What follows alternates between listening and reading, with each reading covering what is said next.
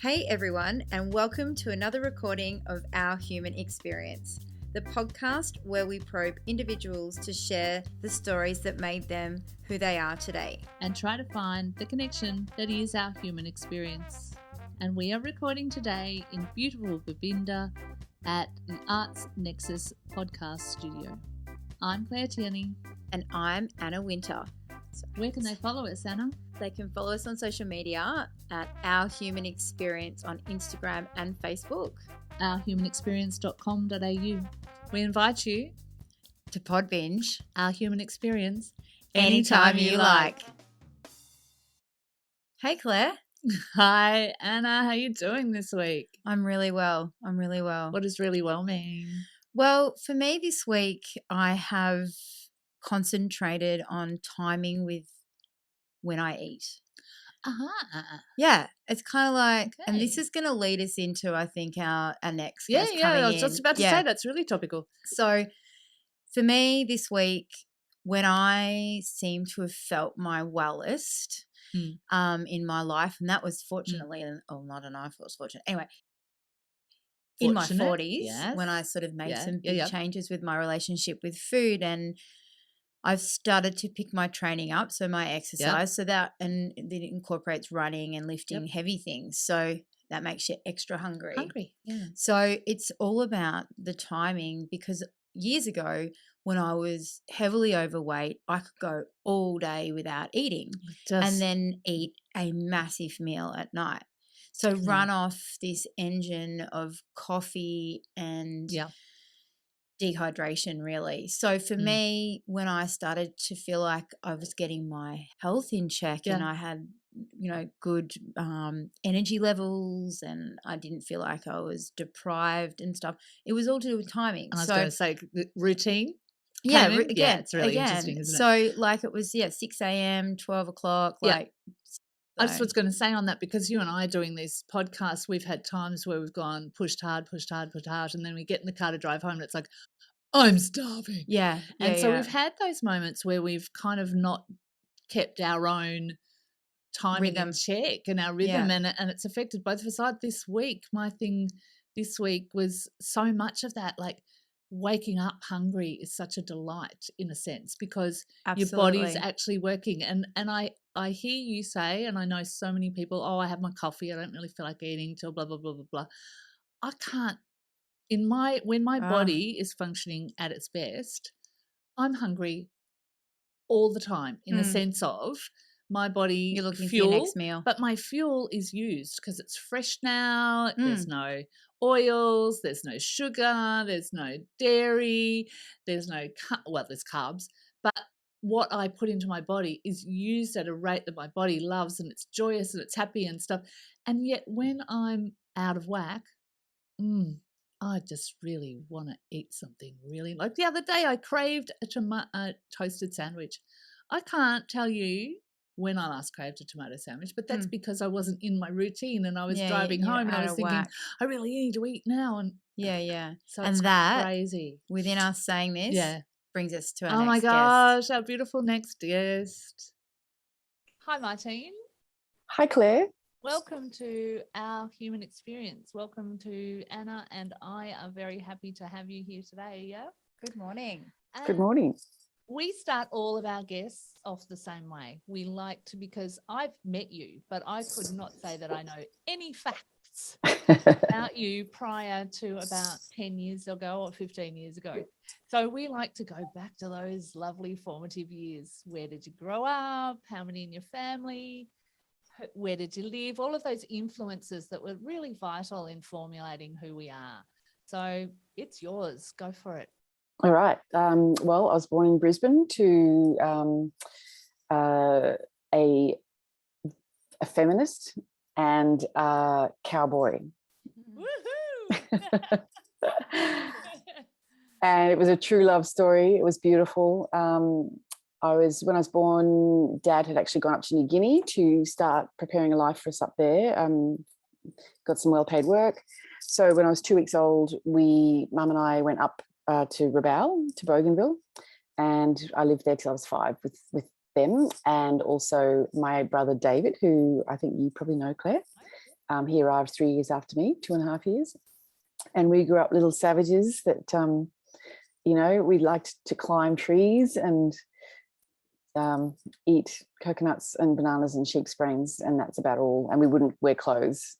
So when time came for me to come to school in grade 5, when I was 5 years old, grade 1, we came back to Brisbane, and Mum tried to civilize us.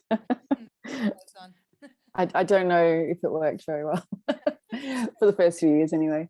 We lived in Brisbane. Then my parents moved to the Sunshine Coast. I went to boarding school. David and I, my brother, were always very close, I think, because New Guinea, I don't know, we were just always very close. And our parents were party people. I think living in New Guinea, there is an aspect of alcohol and partying that you see across all the tropical areas. I know you ladies see it all the time living in North Queensland, because that's one of the reasons I had to leave North Queensland, because I just couldn't stand the alcohol culture for much longer. It was quite devastating to see all these people at the pub all day, every day. My parents were functioning alcoholics, but very effective. Like, they raised a very happy family. We lived in a very social community of friends. There were always people over. We were always having dinner parties. I did, however, go to boarding school from my high school while my parents moved to the Sunshine Coast, which I think was a disastrous experience for me. And I probably, to this day, I'm not a fan of any kids going to boarding school. I'll actively encourage parents from making that decision. There's a thing called attachment theory, and I think it really hit both me and David. Went to boarding school for a little while as well in Brisbane. Different boarding schools? Different boarding schools, yeah. All girls, all boys. So that period was very hard, and I think it probably taught me a lot of the resilience that I have carried with me through the rest of my life since then.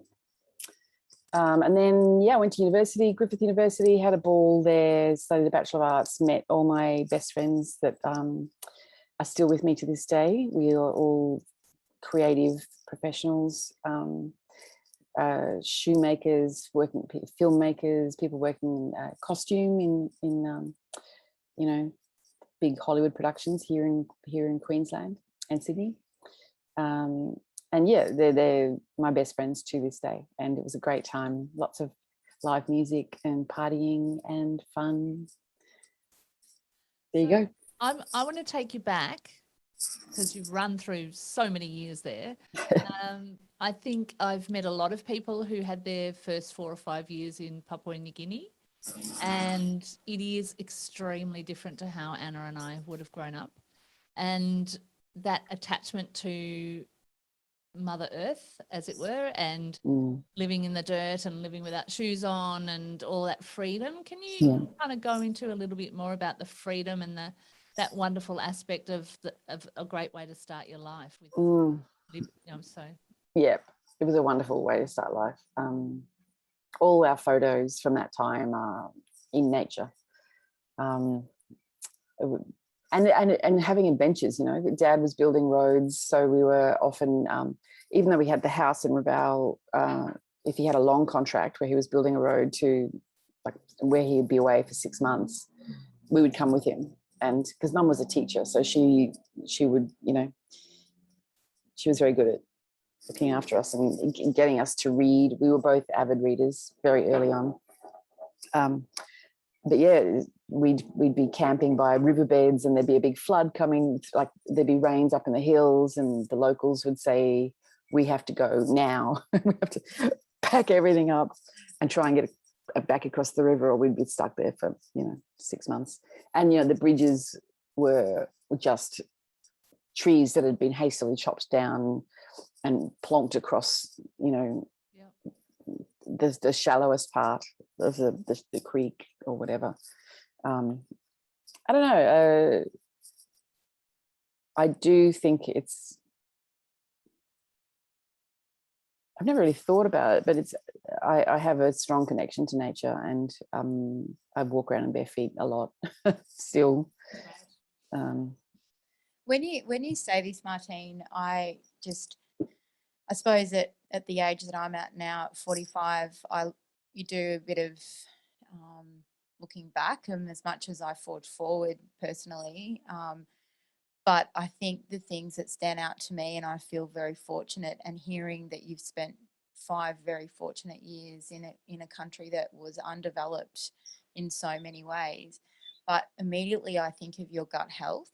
And I think you would have eaten the most incredible bananas on planet Earth. And honestly, I feel fortunate in a sense that I was brought up in those years as a child on fish and bananas.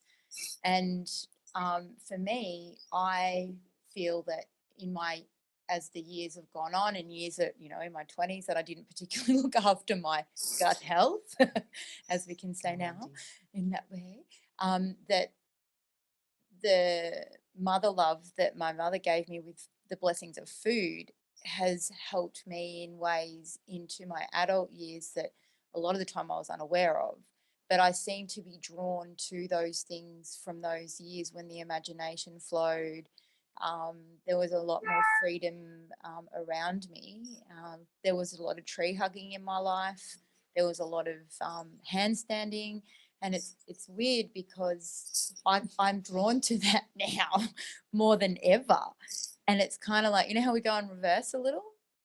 I don't know. And I hear you're saying that, you lived, and we've never met before. And I've read your bio. I've looked into your world, as it can say, as much as the land of technology can let you see.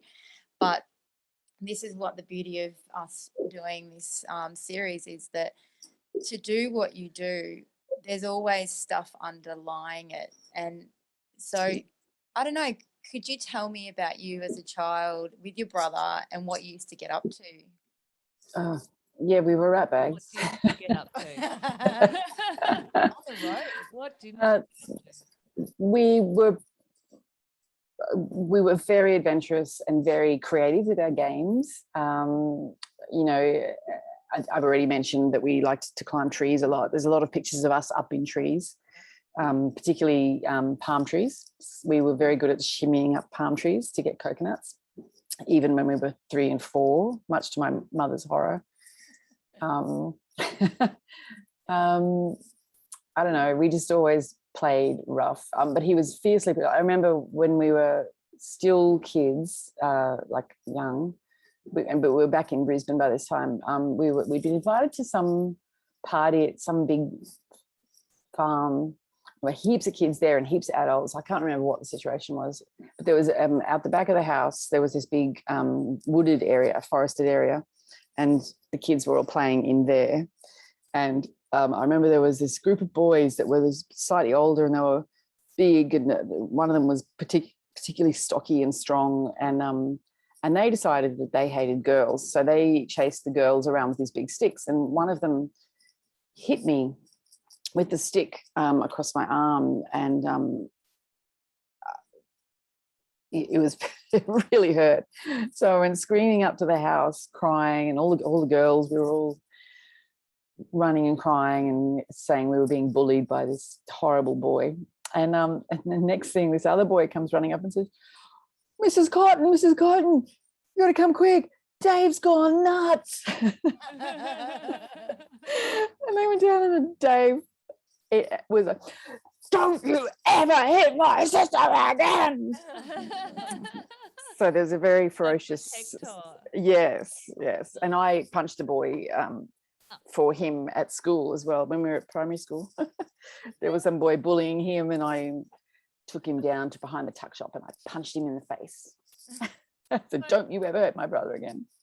But Martine, those liberal, free years that encouraged a love of nature and artistic ventures, that you had to make up your own games and all the rest of it. So I'd be guessing, and boarding school is an overwhelming experience for many people. So that's a different podcast almost in itself. But was it those formative years more so that led you into the arts? Because that's sort of where you started, wasn't it? Yeah.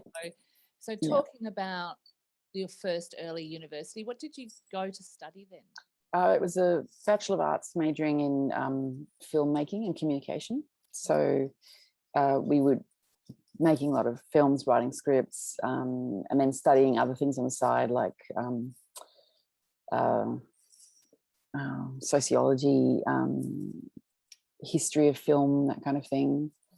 It was a great course, and I just fell in with this beautiful crowd of people. We just gravitate, the way like-minded people just tend to gravitate together. So we just gravitated, and they remain my best friends to this day. Half of them were in bands and musicians, and the other half would help them, support them in that. So I got involved in looking after band gigs and events very early on to help my friends, because I was a naturally good organizer. And yeah, so I just started booking shows for them, and I got involved with the university, the student union, and the union offered me the role when I finished my degree to take on Orientation Week, which to coordinate Orientation Week, and they gave me this massive budget, something like $100,000 to produce this incredible week-long party. We had bands playing lunchtime and dinner, we had market days, we had film nights, we had all sorts of different parties, and the end result was this big international band down at an oval nearby. We hired the oval, and we set up all of the production, the staging, the bars, and this band called Concrete Blonde played. And God, I love yeah, it. yeah. Gosh. And that was the beginning of my my career certainly in music. I do have a multi-faceted portfolio, but yeah, the music thing was definitely, that's where that started. Fantastic. What? Just tell me, what year would that have been around? That show would have been. Okay, let me think about this. Okay, it would have been January 1990. Yeah. Yep. Cool. So it's funny how you said that, like your portfolio has lots of things. I mean, I look at it as reincarnations. Like, you have these. Someone said to me the other day, I was in an op shop and I'm always looking for art. She's always in the op shop. And I'm always looking for art. I say I've found treasures over the years. And I picked up this painting, and it was, it just drew me to it. It was not so North Queensland. And I took it up to the counter, and the guy looked at me and he said, art. And I said, yeah, I try to. Art is evolving. Like, I'm always trying to.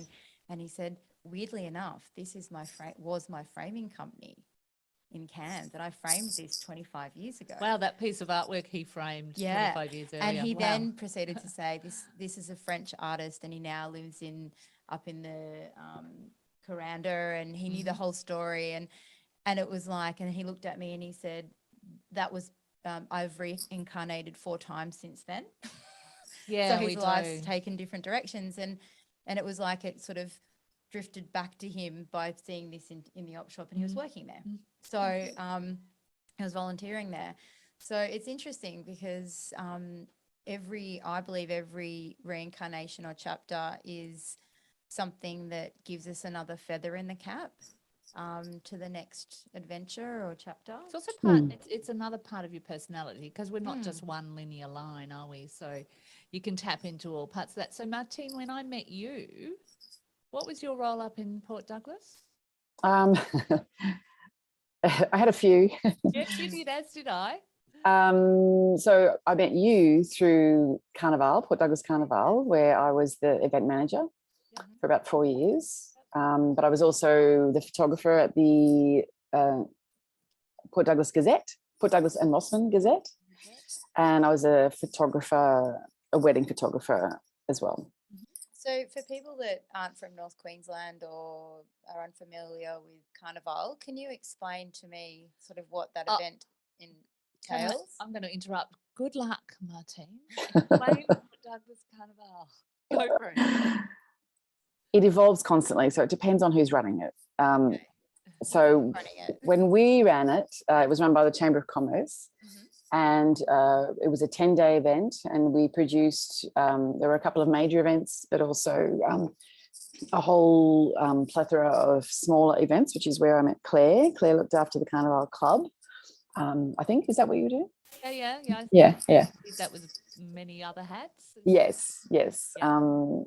And so a lot of, I tried to bring original live music in, and as much street art and street performance as we could, because it hadn't really been that kind of event. There's been a lot of cover bands, and anyway, yeah, it's a massive community event.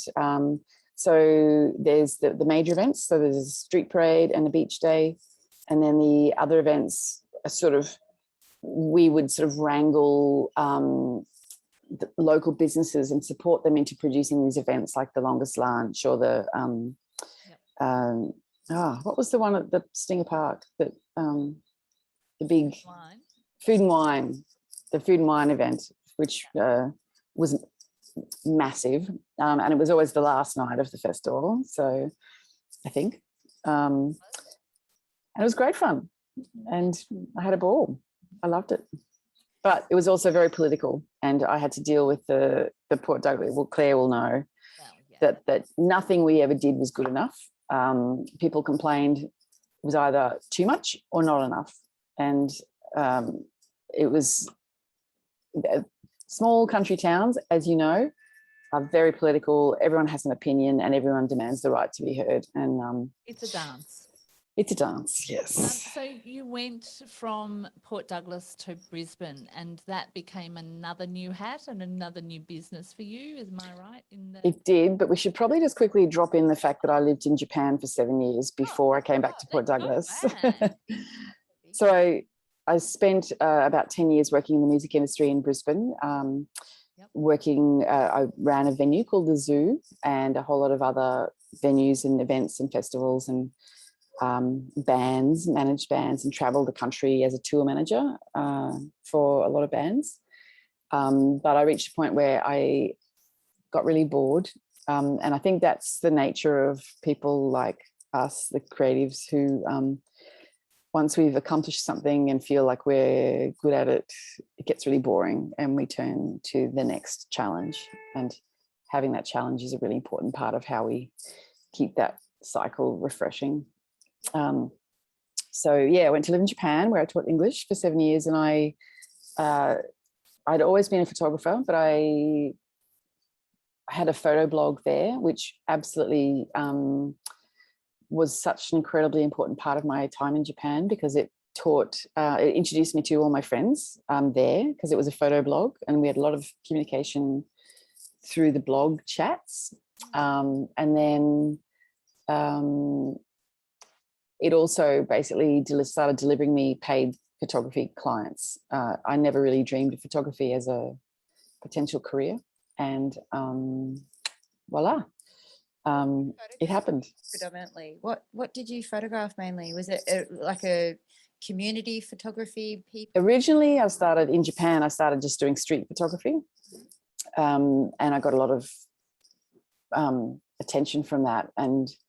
And then a friend asked me if I would photograph her wedding, and I said no about 3 times, and she just made me do it. And we ended up having an absolute ball, and it was the beginning of a whole new phase. I did a lot of portraits in Japan. There's a lot of, at that time, there were a lot of expat actors and actresses and comedians and performers. And I also was very close to a bunch of Japanese hairdressers and models. So I did a lot of their headshots. And I was very involved with the Dr. Sketchy's anti-art club, the burlesque art club, where burlesque dancers would come and model for artists for the night, and it would take place in a bar, and there'd be drinks, and I was a photographer for that, and I was one of the organisers. And through that, I got to take a lot of photos of the Tokyo's burlesque dancers, which was really wonderful. And I entered those photos into a couple of competitions, and made finalist in a couple of big competitions, which was thrilling. And yeah, And that's what led me to being a photographer when I got back to Japan, back to Australia. Is this going where you want it to go? It is, absolutely. So then we're back in Brisbane. Yes. And we're in the music industry. Yes. And that was your business, yeah? Yes. Well, I started when I first got back, I got a job at Q Music, which is Queensland's peak music organisation. And I worked there for a couple of years as the program manager, looking after the statewide program, education program, but also managing a lot of their events, so Big Sound and QMAs, Queensland Music Awards. I wasn't an event manager of Big Sound, but I was part of I looked after the volunteers and staff, and I produced the Queensland Music Awards. And that was a really fun period. And I, when Campbell Newman came in and gutted the arts industries, that included our industry, Q Music. So we lost a lot of our funding, well, all of our funding. So I was unfortunately made redundant and we lost the program. And on my last day at Q Music, we were having a bit of a staff meeting and I had this epiphany. I was so distressed about the fact that none of our regional people were going to get the support that they needed that I decided to turn my knowledge and my network into an online learning program, which is what Music Industry Inside Out is. So I produced that. It's still going even now. And I've been doing it for about 8 years now. And it's now owned by, there's membership purchased by a lot of the music industry institutions like QT and JMC and UQ, Collarts down in Melbourne, TAFE New South Wales have dabbled with it. So, that means for me, that's a really important thing because it's pushed that information out to regional areas where, as you know, there's not a lot of support for people living in regional areas around understanding music and music industry and even the creative industries. Anyway. Absolutely. I mean, I lived in country New South Wales in a town called Moree for 18 years and have friends in the arts, and we've actually interviewed one lady in particular, Mary May Gill, and she's been in the industry a long time as well, and being in that remote location but also encouraging other artists to perform. We discussed at length about different things that she was has done over the years to sort of help educate. And that's the thing, when people live, in Moree, it was 4 hours to Townsville, to Tamworth. And yeah, we were a long way, and not everyone could afford the fuel to go, on those long drives. So this is the beauty of technology, and this is the positive of it, that being online can touch so many people, and the arts and is just so, I listen all the time to Claire and Melissa and other friends that are artists, and it's not funded enough. And I mean, COVID's been a massive indicator of the so-called importance when things have been very unknown. But something that you've said, and you've lived overseas for 7 years, and it was that chapter of your life. There's just a question I have is, like, when you look back, what did you take from being in such a different country to Australia and being predominantly living your life in Brisbane? What was the thing that you walked away that you took, maybe, I don't know, spiritually or potentially food-wise? Like, because you were obviously 7 years is a long time to live in a place. What are the takeouts from being there for you personally? There were numerous. Sure. I guess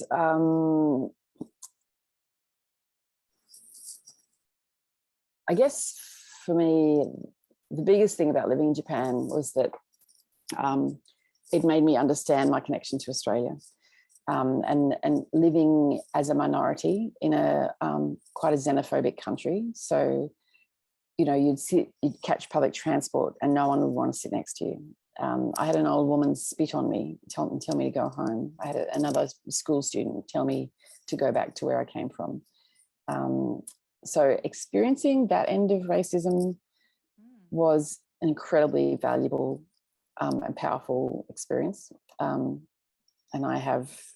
it's really changed my experience of understanding how refugees and migrants experience life, and that daily struggle they have to live with, and also not just refugees, but our own Indigenous people around the world, understanding that systemic racism, which I experienced. It was fascinating. But beyond that, Japanese culture and art is profoundly beautiful. The simplicity of it, I think that's really affected me, the minimalism, and the respect for tradition and just and ritual, I think. Like if you've ever sat in on a real tea ceremony, it's the most beautiful thing, or a performance by geishas. It's beautiful. So beautiful. Tap into that aspect of the culture. So in one way, the lady spitting on you ended up being a learning experience that we keep tapping into that, how some of the adverse things that we have in our life become such positive learning tools. And a part of what we're doing here is that we know that everybody in the human experience of life goes through and has these adverse, not 100% of the day, but, or sometimes there's a big event like a health event or something that changes either your direction or how you think and feel about things. So having that experience to put you on the outer can sometimes be exhilarating as an artist, that. But also it allows you to have a better understanding, as you said, of our First Nation people and subcultures that get a little bit, marginalized, let's say. Yeah. But for you, and now this is, again, Martine, we don't have to go here, but I did want to ask you if you felt that any health issue had changed the direction that you're on now, because it's such quite a large, we haven't even gone close to what you're doing now. Yes, I know. Sorry. No, not at all. Don't It's a hugely different, but at the same time, it's not, because you would be incorporating all of your artistic aspect to what you've just majored in a Bachelor of Health Science. Yeah. Now, I'm going to say to you before I give this question over, I started in science. That's my straight out of school I'm fantastic. a science major. And so I've gone the other way. But it's obviously this lovely connection that you can find with the intensity of the arts in the mental health scene and what have you. But what was your motivation to go there, if you don't mind? Yes. And then what do you want to do with it? Yes. Okay. Well, it's big. It is. I'm going to talk for about 10 minutes, 15 minutes. And we need to go back to Japan. So, yeah, it was in Japan where I started to get sick. So I ended up being diagnosed with a chronic autoimmune disease called Pernicious Anemia, which is a much understudied disease. And it started happening in Japan, and I got sicker and sicker and sicker. And I can't help but wonder if some of the traumas that I experienced in Japan exacerbated that, and potentially even the trauma of boarding school. I don't know, because trauma is implicated in a lot of illness. And then I came back to Port Douglas, where my family was, where David was.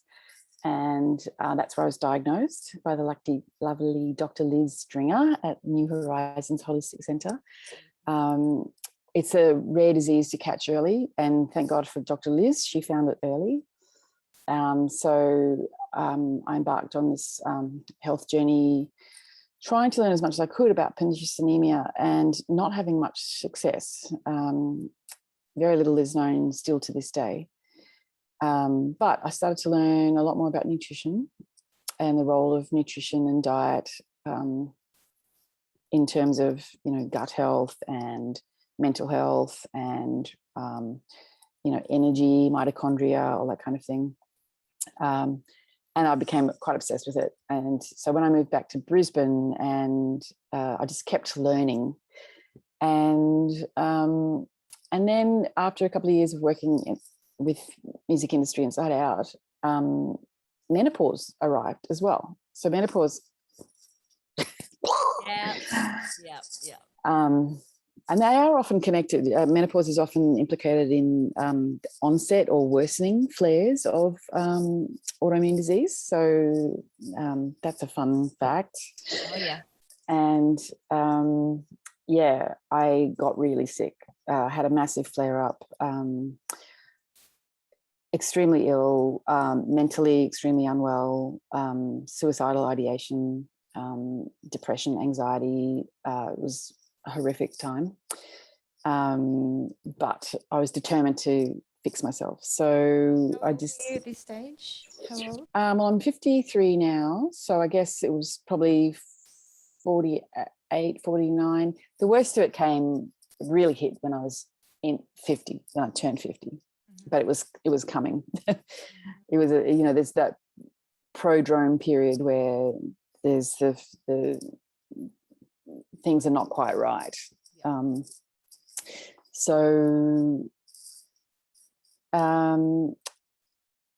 I decided I needed to get this. I was getting so frustrated and so angry. I joined a couple of Facebook groups online for Pernicious Anemia. No one seemed to really know much about it, about how it formed, how to manage it, how to live life with it. And then I found out about another aspect of my disease called autoimmune gastritis, because I have parietal cell antibodies. So it turns out that actually my disease is not just pernicious anemia. That's just a side thing. My main disease is actually autoimmune gastritis. But my God, no one knows this.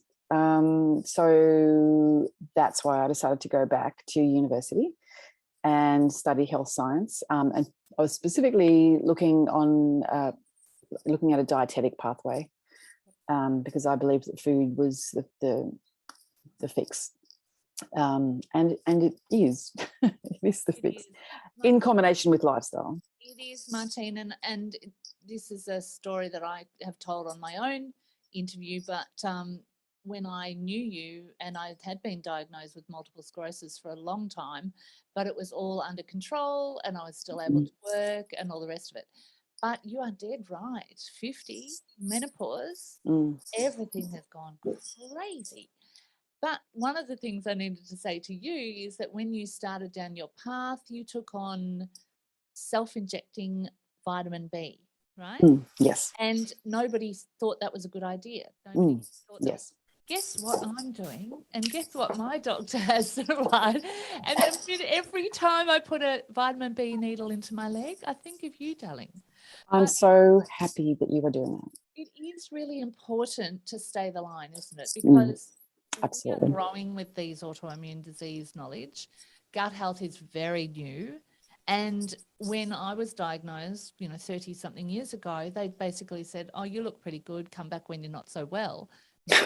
Not quite like that. They were a little bit that, but just that thing of knowing that you have to be your own soldier when you've got the least amount of energy to be your own soldier. Yeah, exactly. It's interesting. Thank you. I take my hat up to you too. I've just finished a research paper specifically on the patient journeys of the diagnosis and treatment patient journeys of people living with autoimmune gastritis and pernicious anemia.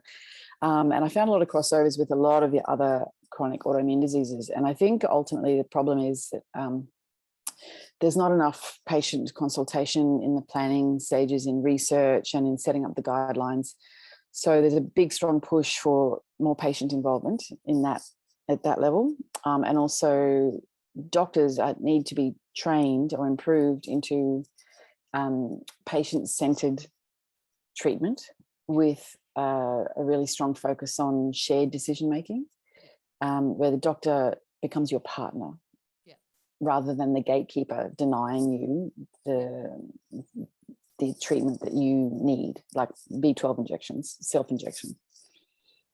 So, sorry, Anna, were you? I was just going to say, there's a few things that stand out to me with what you've explained has gone on with you personally. And I think the one standout is a discussion that doesn't happen enough with women is that let's go back a step, because for me, I've been perimenopausal since I was probably 33, 34, an unknown to me.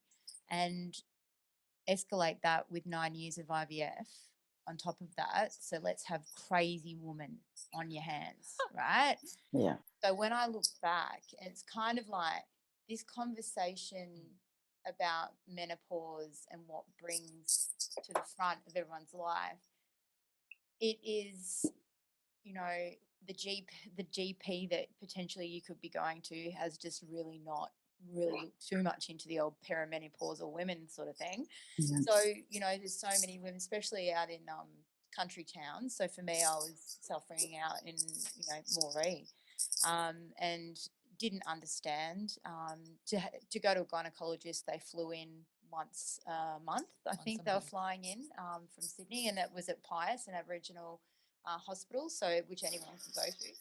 I was fortunate enough, an elder just mentioned it. And I was like, I didn't even know they were coming in. I didn't even know I could go to your hospital. So there you go again, you know, the journey of life. But the perimenopausal time in a woman's life, and looking at it in a way of preventative medicine before anything happens, I think is disconnect, because I don't understand fully what are the side effects that you've had with your autoimmune disease, if that's the right way to pronounce it. But for the everyday person listening to this, can we track back, and can you pick up on signs where you just knew that there was something? I mean, that there was depression, there was multiple things, there was, you know, reliving trauma, which, you know, we can all, there's not a human on this planet that hasn't, you know, Jed is probably not aware of it, but you know what I mean? Varying degrees. When you're aware, is there something that you go,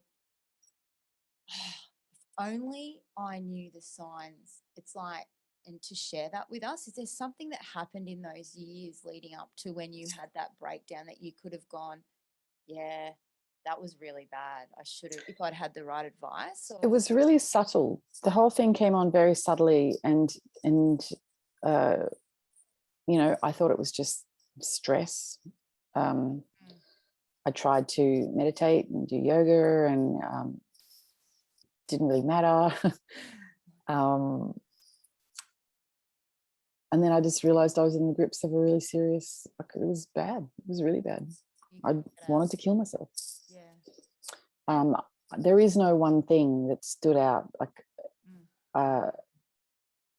because it's just like this slow rolling avalanche. And because so much of it is mental or emotional or hormonal, we don't necessarily see it because it's in us so deeply. You know, had I been in a relationship, I've been single for a long time, my partner might have pointed it out to me. But did that. yeah. But really, you know, I've always been a very independent person and very private. So I probably kept it. I don't think people realized how bad it was. And the one thing that did stop me from going through with anything was the fact that I hadn't told any of my friends and my family, my brother, how bad it was. Reach out to him at that time? I did. Reached out to him and reached out to a couple of other friends and started working on that. And that's when that's when I started injecting B12 every second day. And can you tell me that, like, how that helped you? Like, because I don't have an understanding. Oh, so B12 is very affects the neuropsychological, psychiatric pathways.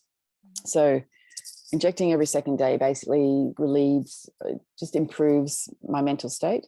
It improves my cognitive function. There's no way I could have studied at uni if I hadn't been injecting every second day. Previously, before this, I was okay injecting maybe once every 2 or 3 months. It was still quite early days, I think. And but yeah, it just, I knew I needed it. That was one thing I knew. I knew that I needed more B12 because I could feel myself grinding to a halt after only like a month of a shot, or 3 weeks or 2 weeks. And a lot of people in the Facebook groups were talking about self-injecting, and I was terrified. I hate needles. I still hate them. But I just realized if I wanted to save my life, I had to get over this fear of needles and start self-injecting. So can you tell me, for like, because lots of people are going to listen to this, and for me it's like, where do you get it from? Where do you do it? You know, all those things, like, because like when I started my IVF, if I knew the side effects of how it was going to thrash me, you know, for that I've got to have a baby, you know, like, you don't get it in a woman that way, you know, and I unfortunately wasn't able to. But if someone had held me down and said, this is potentially what is going to go wrong by putting all that into your body, Anna, are you willing to sacrifice that? Do you know what I mean? So it's just like, if only I knew. But so how do you get this? So can you talk us through that? Because I don't understand. Well, B12 is very safe. It's available over the counter. Yeah. I buy my supplies online through Chemist Warehouse. I do get my needles from an online medical service. There is unfortunately still a stigma attached to the whole thing. So that's why I buy online now, because going into the pharmacies, I had too many little young guys saying, no, I can't sell you more than one packet. Really? Yeah.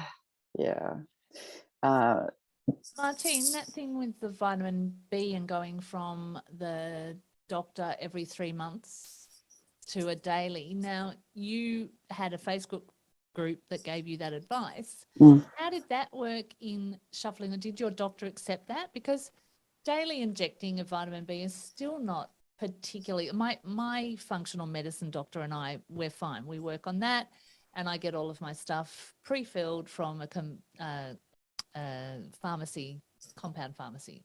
Yep. But you're right, going into just not supermarket, a chemist and asking for needles, such a stigma. Yeah. Getting that over the line, was it your doctor that supported that? Or? It was very hard. So the doctor I had at the time was very anti it. She and the nurse freaked out and told me how dangerous it was, and it was going to get into my bones and my liver. And I could see the look on it of fear on their faces, and they're just misinformed. They don't study nutrition at uni, so it's that they're wanting to keep us safe, but they're damaging us in the meantime. So I actually withdrew from my healthcare service and started just doing it on my own. I read up enough to know, I was confident to know that there are no bad side effects. There is no upper level toxicity. Some people will get some acne. Some people will cop some small side effects, but I never got any. And then when I went to uni, the brilliant service at UQ Medical Centre, as you would expect, was contemporary. I went into the clinic and I said to the staff behind the counter, I need the most up-to-date contemporary doctor you've got that can deal with chronic autoimmune diseases and is really open-minded and wants to work as a partner. And they all just said, Rosie. So, and she ended up being the medical director of the thing. And we have become dear friends, and I've taught her a lot. She's really into partnering. I bring her all sorts of information and paper, and I'm quite a novel patient for her, because when she found out how much vitamin D I was taking, she freaked out and she demanded I get a test, because at the time I was taking 10,000 IU a day because my D had been so low. And I said to her, look, trust me, 10,000 a day is fine. It barely shifts my B12 and my levels. And sure enough, the test came back and my level was actually even lower than the previous one. And I showed her also my genetic test results that showed that I had an absorbance, like a what do you call it? A polymorphism on my vitamin D receptor. So which is very strongly connected to pernicious anemia and autoimmune gastritis as well. So most of us have a vitamin D deficiency, zinc, vitamin C, calcium as a result of the D. So I've taught her a lot about the role of nutrients in my life as a patient, and it's definitely opened up her eyes. And I've given her heaps of paperwork about the latest evidence, because as a university student I get access to the amazing journals and the library. So I've got little keywords tapped into the library, and I get sent a daily digest of all the latest research around autoimmune disease. Interestingly, Claire, have you heard about low-dose naltrexone? Yes. I think that's a very interesting development for autoimmune. Definitely. Anyway. So that's okay. with the direction with study now, and for me, listening to you, this is where you feel your purpose in life is. Is that correct? Do you feel Absolutely soul purpose? And usually I believe when you find that soul purpose, you might find a few in your life, that's when you do your best work. We'll get the best of you. And ultimately it's all about sharing it, isn't it? So taking out of the study that you've been doing now, and for people that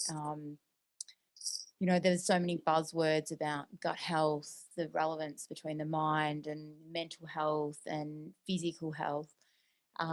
What is your conversation piece to someone that you just start having a conversation with somewhere about, your health? Someone, you just randomly could be in a shop or buying, a dress, and someone will say, oh, gee, you look well, or just a strike of a conversation. You're in a health food shop, you're buying some beautiful piece of food.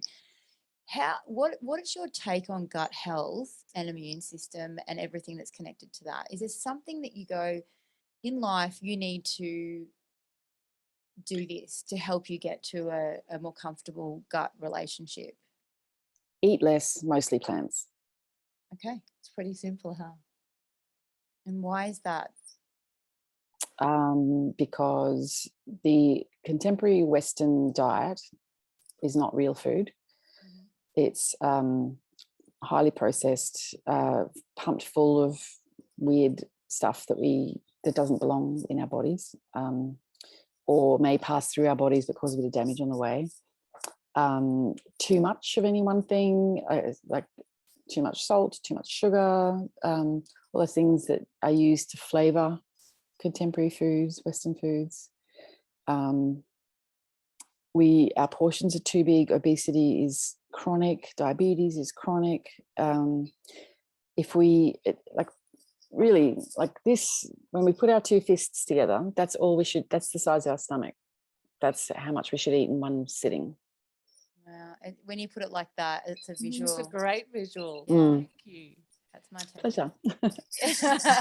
And something that you've just said then, and I've had my own weight journey, as a few people listening might know of. I did that quite publicly on The Biggest Loser. So I have some very strong views on weight and and how you go about it naturally, because there's so many things going on in that space. But the one thing that I say to people is it's all about the flavor. And when people go on a restricted diet or a life change, they feel like I haven't got enough flavor on my palate, because their palate's been just trashed with salt and too much salt and refined foods. But the biggest thing I say is, welcome to the world of spices. I don't know what your thoughts are on that, but spices Absolutely are my everything. Yeah. So what? Absolutely. I use heaps of spices. I actually have a little mix that I make myself based on my nutritional needs. It's delicious. Bit of a hint what's in there? I'm interested. Oh God. Everything. A lot of things. A lot. Turmeric, obviously. Just saying. Like one of my love affairs. All the turmeric, ginger, garlic. Far out. You got me on the spot.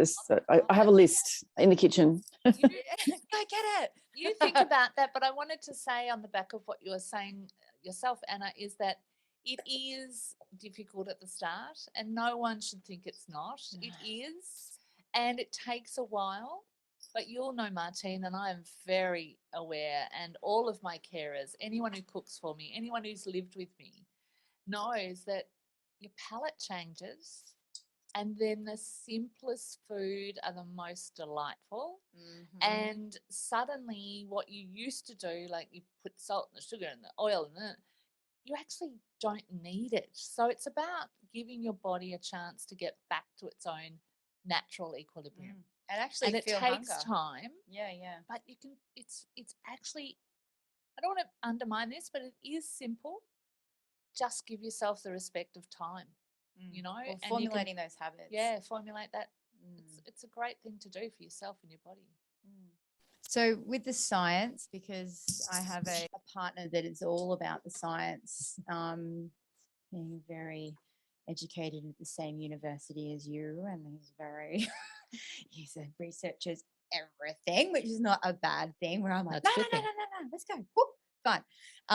But slow down, Hannah. For me, the combination of the spice, having clean food that's simple with less ingredients, you know what I mean? Like, so the stomach, for me, when you talk about the gut, it's like majority of people I know, my relationship with food was really, really unhealthy for a long, long time. And I still work on that relationship because it's so important to me. It's probably the most important relationship I have in my life because it's what's keeping me alive. But for me, it's listening to the gut. Like when I used to just eat so much food, and I'm a butcher's daughter and I was a butcher. I married a butcher and I ate honey, you're home with your 1 kilo T-bone, you know, kind of world Anna was in. And since I've lost my weight, I have not eaten red meat and it's changed my life.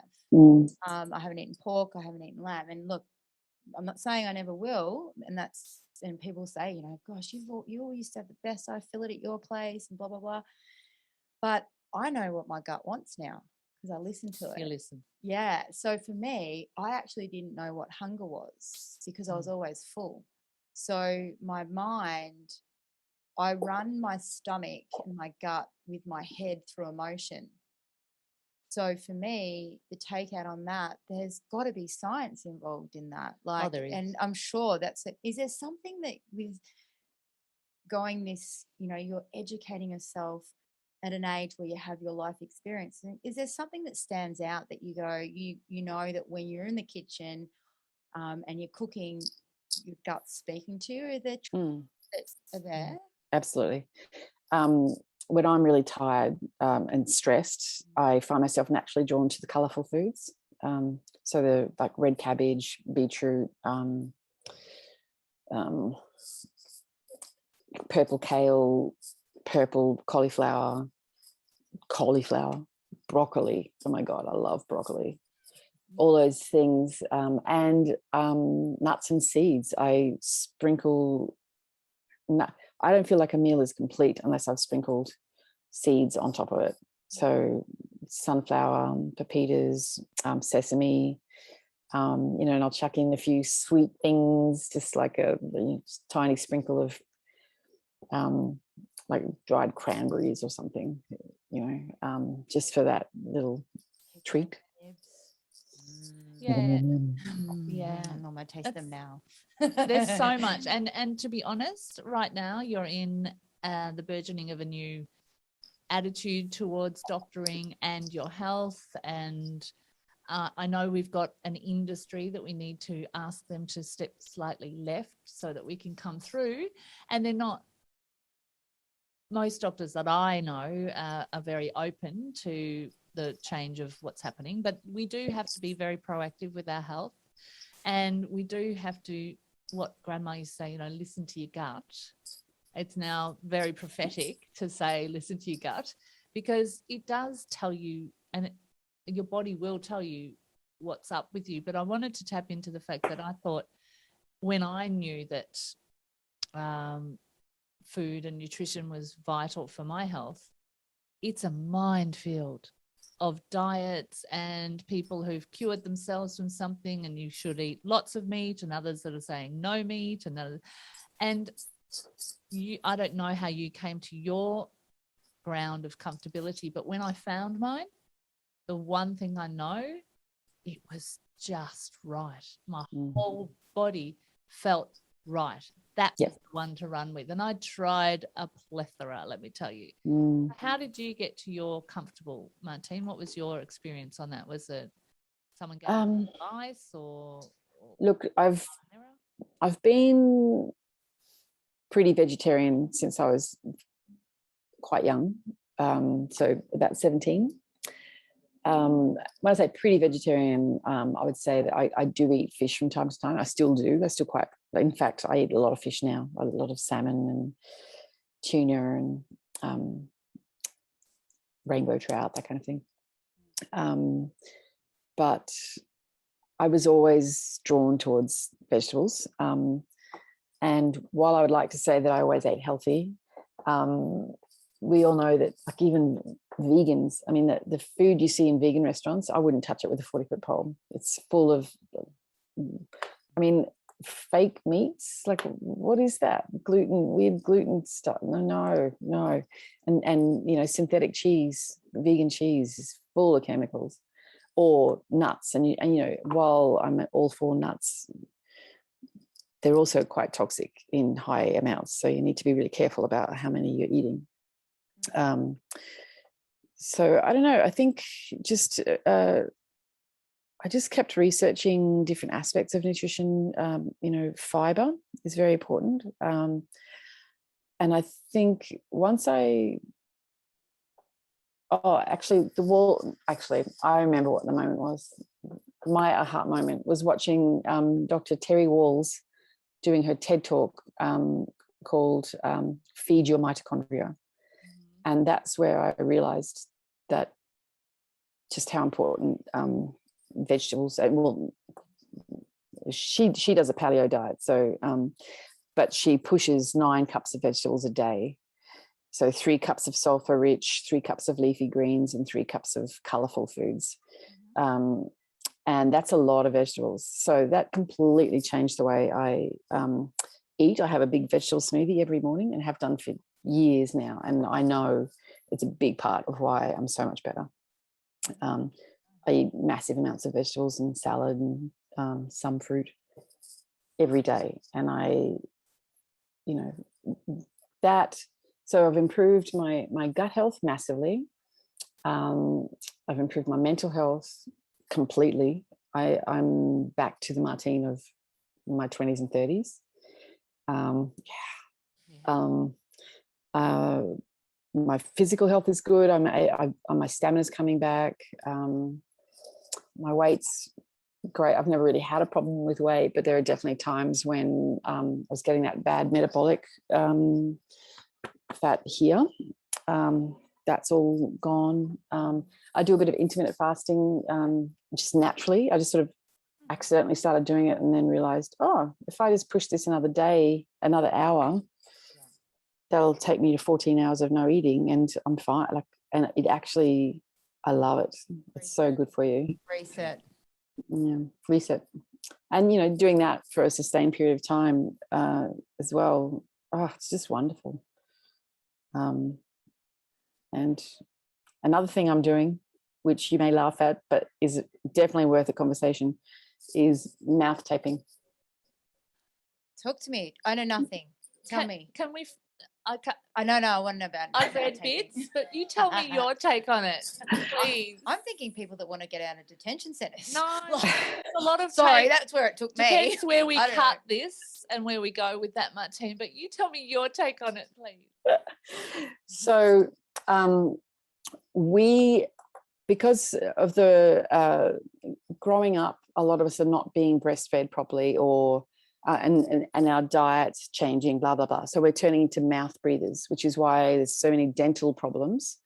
Your oral microbiome is as important as your gut microbiome. People don't realize how important that is, and that's why all those fake foods are so bad for you, because it gets in through your mouth as well and your teeth. your bones. Your bones are an organ. They're not a rigid thing that once it's made, it's not, it's an organ. It's a living, breathing organ that's constantly changing. So, so the microbiome in your mouth, the oral microbiome, is incredibly important. And when we sleep or breathe with our mouth open, like once you get into this, you'll start seeing it. You look around you and you see people just walking around the shops, just, so bad for you. And sleeping with your mouth open is the worst, because it alters your gases, the interplay of nitric oxide and oxygen. So since I've started sleeping with just a little thin piece of micropore tape that's just, really easy, I wake up incredibly refreshed. My dentist cannot believe the difference in my mouth, but my vitamin D is now up where it's supposed to be, with K2, of course. I think it's a big part of why, like, it's the third thing in my arsenal is my B12 and my nutritional supplements, so vitamin D and B12 and the cofactors that go with that, so folic acid, K2, etc. Eating mostly like a lot of plants, eating really well, and not drinking alcohol, not drinking more than 1 or 2 cups of coffee a day. Even then, I don't do that much. No junk food ever, just not interested. And mouth taping. I think those 3 are. And if you do some reading on that, it also affects sleeping disorders. Mouth taping can turn that around. Sleep apnea, snoring. I don't snore anymore. It's amazing. I thoroughly recommend it. Googling mouth taping. Yes, do it. Get all the kids in your life, if they sleep with their mouths open. That's so funny. Fix that. Fix that now. The other thing that you said, Martine, about our country as a whole with our Medicare system always goes back to we don't pay enough emphasis on our teeth and our mouth. I think we're so fortunate to have, Medicare, but, you can smell, that whole mouth hygiene and how you feel like is just, that's just touching on the surface of what you're discussing. But don't get me started. Medicare needs to have dentistry. Absolutely. Yeah, and I think you are at the front, because that, we're all now talking about our gut, and everybody thinks they know everything about the gut, and there's more to do, but the mouth no one's talking about.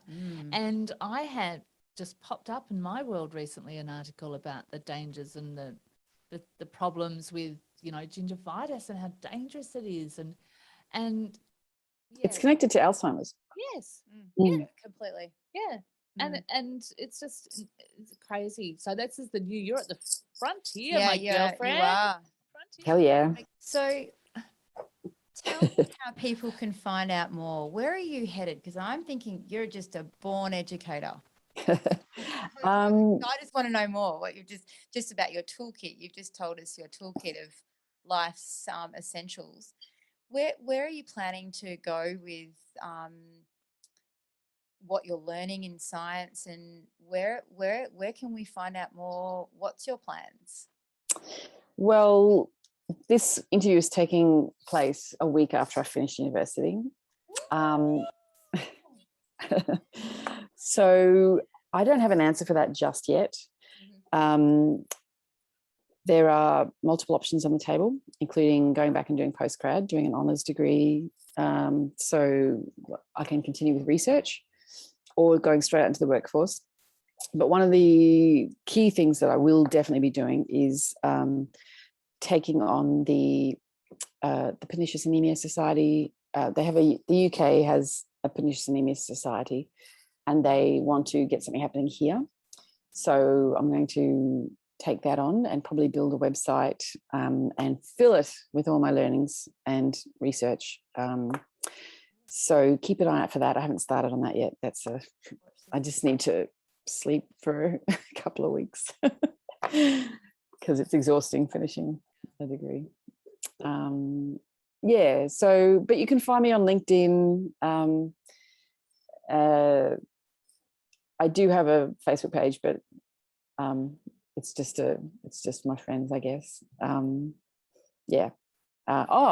did start an Instagram account for my learnings, but I got too busy with uni and stopped working on it. So it's called Salubrious Strategies, I think. Okay. I'll send you the link. Yeah. Sure. Because once you have that platform set up, we'll put that and link that across onto our website with your podcast. Thank you. So it's been an absolute pleasure having you come in. This is exactly the type of there's so many stories of life out there, and that's the basis of creating a community that Claire and I are about. We have our own individual stories, and we just know that there's so many people that have a toolkit that you just shared of life's lessons and physical experiences. And now, being an educator in this space that has their own personal experience, I think what you can do for other people is going to be life-changing for many. So congratulations. Absolutely. Thank you. Well done. I hope so. Congratulations on finishing your course. And I know that's Thank you. part of things. I must say, to finish off this interview, I didn't think we'd be finishing it off with taping your mouth to sleep. But you have always ever surprised me and educated me, and I've enjoyed your company completely. And I'm so thank you for coming on. It was really great. Thank you. And thanks for inviting me. It's been great. I've had a ball.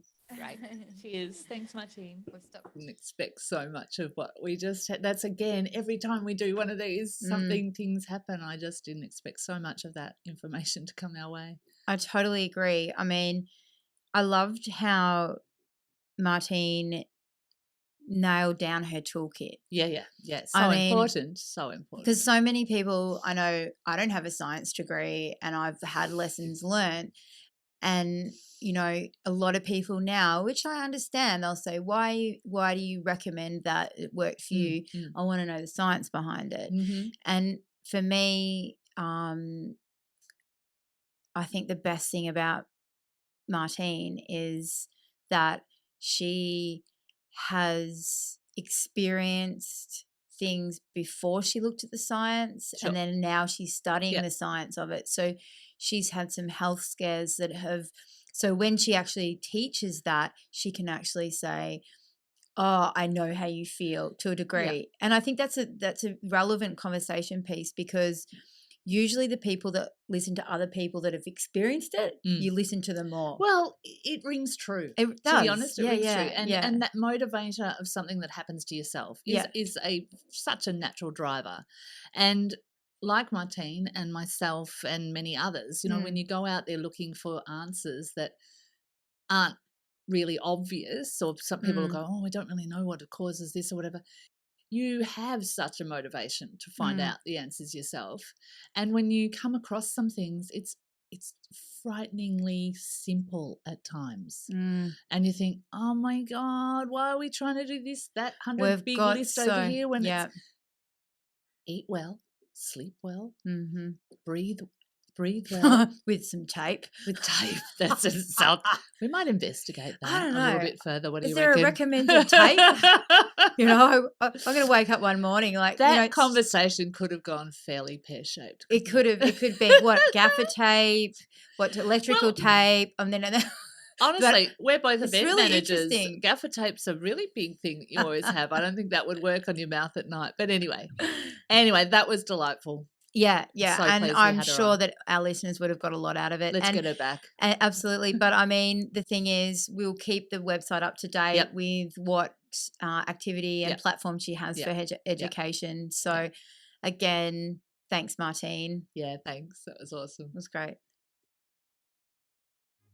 Thank you for listening to Our Human Experience. You can follow us on social media on Instagram and Facebook. ourhumanexperience.com.au. Listen to Our Human Experience, where you can pod binge anytime you like. See you next time. Bye. If you have found this episode to cause you some distress, please reach out to a friend or call Lifeline anytime on 131114. Take care.